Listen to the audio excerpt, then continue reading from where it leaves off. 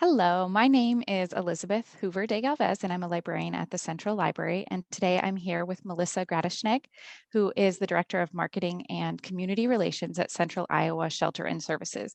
This is the largest shelter in the state of Iowa for people experiencing homelessness.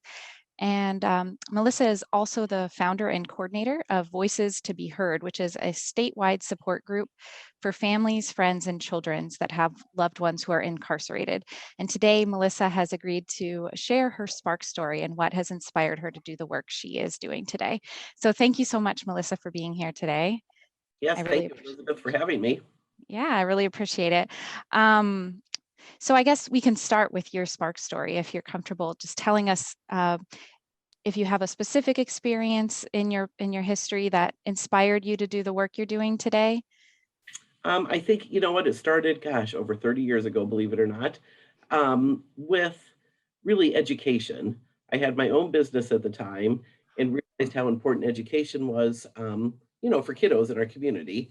I had 12 employees, and I was really one of the first employers in Des Moines to let my employees work from home if need be, if a kiddo was sick, encourage them to go to their kids' school, have lunch with them. I will fill in for you to work. With that being said, I had two young children at home at the time and was able to then also get very involved in my kids' education, became, the PTO mom, um, very active at their schools. With that being said, I was introduced then to Charlie Bruner, who was a former legislator in Iowa from Story County, from Ames, and he recruited me to work for him at the Child and Family Policy Center. So I did that gig for about 16 years, really working very intensely out in the community, working in 10 different school buildings, helping set up programs for youth. I was the school readiness coordinator for years, really making sure the kids were ready to start their school and have a very good experience. But then it also turned into, we realized how many families were not attending events at the school, whether it be a concert for their kiddos, whether it be conferences. Well, so when we kind of started interviewing and talking to families, it really was because maybe they had had a bad experience at some point with their education and were really just afraid to go into the buildings. So we were able to get some funding from the Annie E. Casey Foundation and really work on that and meet with families. And, my biggest take back was always ask the families what they need. Let's not go in and tell them what we need to do for them. So then that expanded out into neighborhood associations and worked in, the urban core neighborhoods. With that being said, again, was able to get funding from United Way and other partners and set up summer camps in the parks. We got Play and Learn going, which our friend Katie then took over and ran for many years, just lots of early childhood programs. In that scope of my work, I ran into a mother who had a husband who had been incarcerated for the second time and said to me, "You guys are doing all this wonderful work in the community, and with incarceration, with those kids in the parks, what about the families that are left behind?" And it was like an aha light bulb moment. Never at that point did I think I would ever be working with that population. So Misty and I both started our group Voices to Be Heard with the support of Charlie Bruner, the Child and Family Policy Center, and again, lots of other partners, and are just hitting 15 years of meeting every other week. We have this great, it's really a family, a community that we meet with and have really expanded over the years on what we're doing and turned into much more than just a support group even. Yes, I think that's one thing I really admire about you is you started that support group as part of your work at the Child and Family Policy Center, and obviously you're no longer working there, but you've continued this group on, and I think that's so important in the community um, that people are as dedicated as you are to the work you're doing, that you're willing to keep it going even after you leave the job that it started with. So I think that's amazing. And I wonder if you have any stories about people who have been affected by either at the shelter or at the support group who really, make you realize it's you're making a difference and that keep you kind of inspired to keep going with that work. Absolutely. You know, shelter,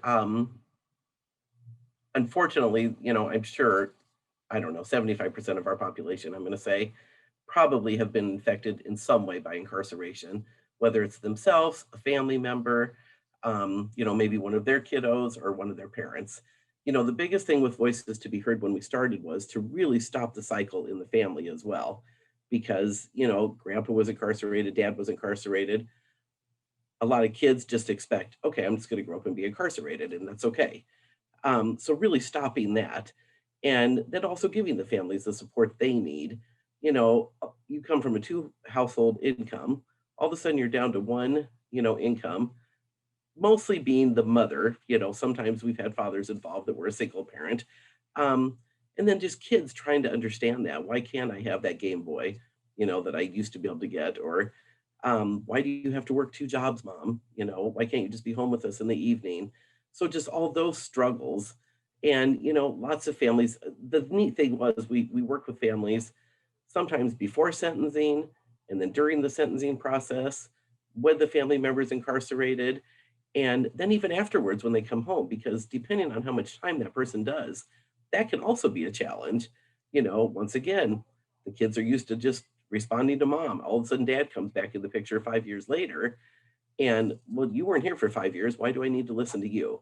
So lots of families have really stayed involved, even though the other parent is home now, just to get that support, I think.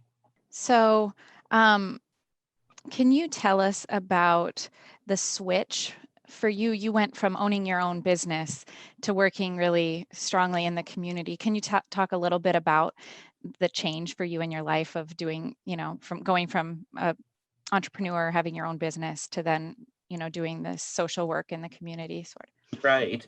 It was a really wonderful transition because Charlie Bruder, being that him and the Child and Family Policy Center are all about families, he knew the importance then of me staying involved in my children's education. And by that time, they were getting older. They were in high school and junior high as well. So, that was a little bit different. Didn't need as much constant, after school care, that type of thing. But then, you know what? My kids used to come to work with me. I did a lot of evening work, very non traditional hours, weekend work, and they would just tag along and go with me. And my husband was very supportive of my work. Everybody loved it. And funny enough, now my 27-year-old son is doing very similar to work to what I'm doing. He's working actually at the children's shelter here in Des Moines. So I'm very proud of him that that's kind of, in our blood system, I guess. And I got it in my blood system. My mom was very active in the community. She was very active with United Way. So yeah, it's just kind of trickled down. Charlie was wonderful, as long as your work was getting done and he knew it was, then you just did what you needed to do. If you need to run in the middle of the day and get your kid and take him to the doctor, that's what you do. Um, the transition to the from the shelter to the shelter here has also been wonderful because obviously now my kids are grown and adults. But our CEO here, Melissa O'Neill, has embraced my group, totally supports that I do that. Again, as long as the work is getting done here, and then embraces that I have grandkids now. So sometimes I do have to help with that, piece of my life, or maybe take them to the doctor if need be, and is very supportive as well. It sounds like you've done amazing work to help people, your employees, balance work and life. And I wonder if you've gotten or considered getting involved in any of the efforts in the community to, make a wider change for more families around the community who are struggling with this work-life balance. I have, it's hard because there's only so many hours in a day, so many days in a week. And I kind of tend to stretch myself pretty thin sometimes, but I do try to stay very involved in the community. I was always very involved in my neighborhood association, and now I'm not in the Des Moines community anymore. I'm 30 miles away, but have now started to get very involved in the Indianola community because that's where I'm at now. I want to get to know people there.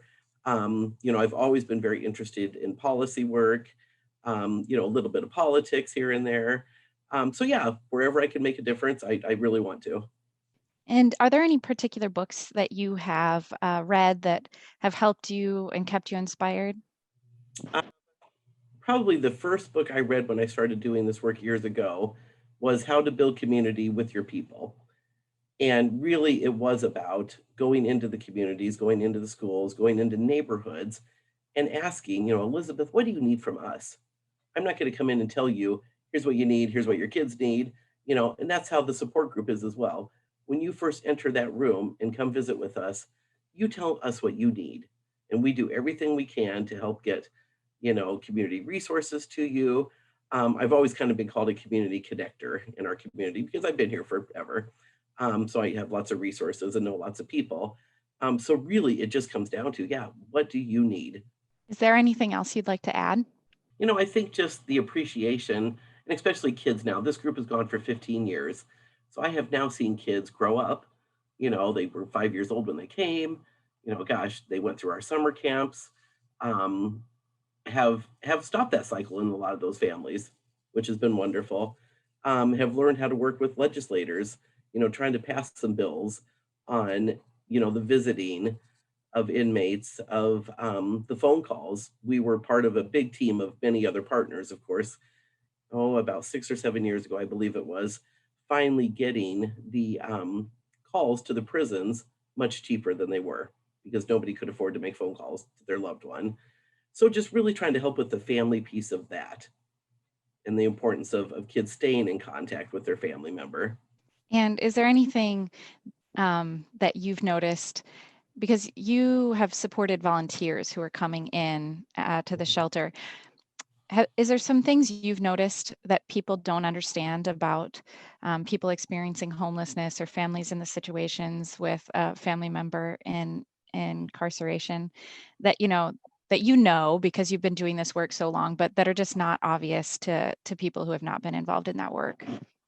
I think people just don't realize that so many people are just really a paycheck away from being homeless. And even when I came to work here, I had never worked with this particular population, but there were people in the shelter that had had a job their whole life, that owned a home, but because of one circumstance, maybe got ill, ended up in the hospital for, a long period of time, could not work, lost their home, lost their job, lost their home, and then ended up in the shelter. So I was amazed, and I know volunteers are amazed at that because unfortunately, I think our society has a perception of what homelessness looks like, and it's not always good, what they're thinking or seeing. So when they come here to volunteer, I think it's a very eye-opening and humbling, wonderful experience for people. Thank you. And I believe that you were actually featured in Dan Rather's book, The American Dream, that you yourself have, made it accomplish the American dream of, moving up. And Right. are you interested in talking about that at all? Sure. It's been a long time since I talked about that. Yeah, I was lucky because the Des Moines Register did a couple nice feature stories on me. KCCI did a nice big story on myself and Wayne Ford, who, former representative and actually has been a friend of our families forever. Um, and he was in the book as well. So that was really fun. We got to travel around, do some book signings with Dan Rather, go out to DC with him. Again, I think it just showed me because you know what? Here's the deal. We all have a story. We don't have to share our story necessarily, but we all have a story in our heart of really why we do what we do and why we're so passionate about it. Sorry, I'm gonna get teary-eyed here. So yeah, to have that experience then and just feel the love and the passion of all the partners that do this work and keep it going throughout the years. And now, as an older person doing this work, it's very fun for me to see that younger generation coming up and kind of helping model and mold for them what now they can take on and continue. Right. Well, thank you so much, Melissa, for talking with us today and sharing your story. I really appreciate it. Thank you. I appreciate it as well.